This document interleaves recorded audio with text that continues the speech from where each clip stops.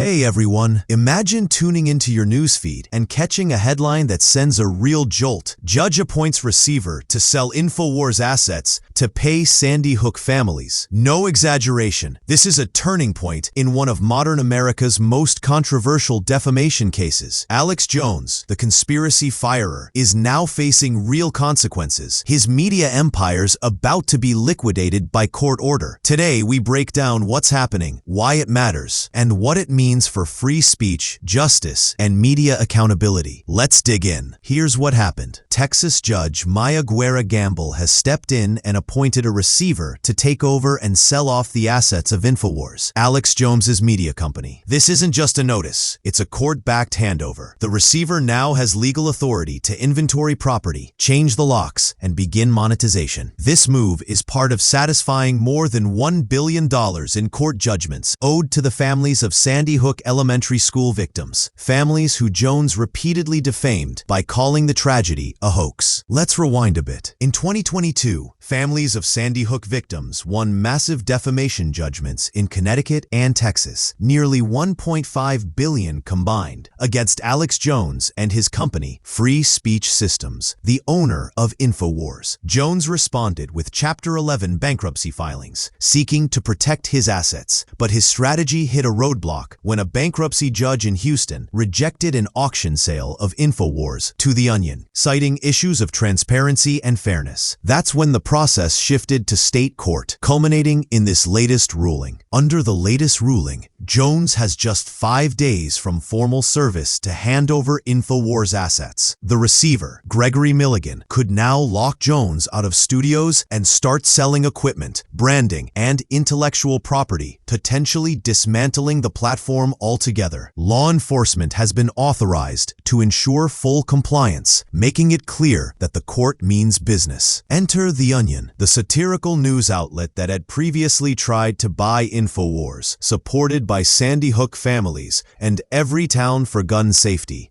to turn it into a parody site. That buyout was blocked in bankruptcy court, but this new state court channel may reopen that possibility. We're working on it, said The Onion's CEO, as the idea of converting Infowars into a mockery of itself gains traction. That kind of symbolic justice would sit well with many observers. Alex Jones is not backing down. On air, he called the order improper and affirmed that a backup studio is ready to go. "They can harass me forever. They won't get me off the air," he declared. He also suggested Infowars may continue operating regardless of asset seizure. But keep in mind, the court now controls the physical infrastructure, branding, and intellectual property. Streaming from a fresh studio is one thing, but maintaining the Infowars brand may prove difficult. Sandy Hook families' lawyers have called this latest action a significant step toward justice. After years of legal battles, evictions from bankruptcy protections, and stalled auctions, this ruling brings them closer to financial accountability and symbolic closure. Holding Jones and his media empire accountable means more than money. It's about restoring integrity to the victims' memories and the legal system. The legal interplay here is intricate. Jones's personal bankruptcy is still active in federal court, where some of his assets are already under trustee control. But this state court ruling specifically targets the corporate assets of Infowars. In September, a state hearing is scheduled to consider additional judgments. Meanwhile, federal and state proceedings continue operating in parallel. That split creates complexity, but it also underscores how determined the courts are to see this through. For your viewers, here are the takeaways. 1. Courts are willing to enforce defamation judgments by dismantling media platforms. 2. Branding, property, and infrastructure can now be weaponized as compensation. And 3. Satire and accountability may merge, as seen in The Onion's interest. This is not just legal drama, but a broader shift in how consequences play out when speech inflicts harm. No sensationalism, just a snapshot of institutional responsibility in action. reduction. From a journalistic perspective, this is important for several reasons. It underscores the limits of free speech when it harms others, illustrates how the legal system adapts across jurisdictions, and shows how media platforms can be restructured or removed when abused. It's a cautionary tale, a pivot toward standards, and a legal precedent playing out in real time. So there it is. The court has moved to liquidate Infowars to help fund massive judgments awarded to Sandy Hook families, appointing a receiver, shutting down operations, and opening potential for satire-led transformation. It's a story about consequences, accountability, and institutional power. Thanks for sticking with us through the details. Let me know if you'd like video pacing, graphics ideas, or B-roll suggestions next. Let's now zoom out and talk about what this means for media regulation in general. The Infowars case sets a precedent for how far courts are willing to go to enforce defamation judgments, especially when the defendant is a media personality. For years, Alex Jones operated in a gray zone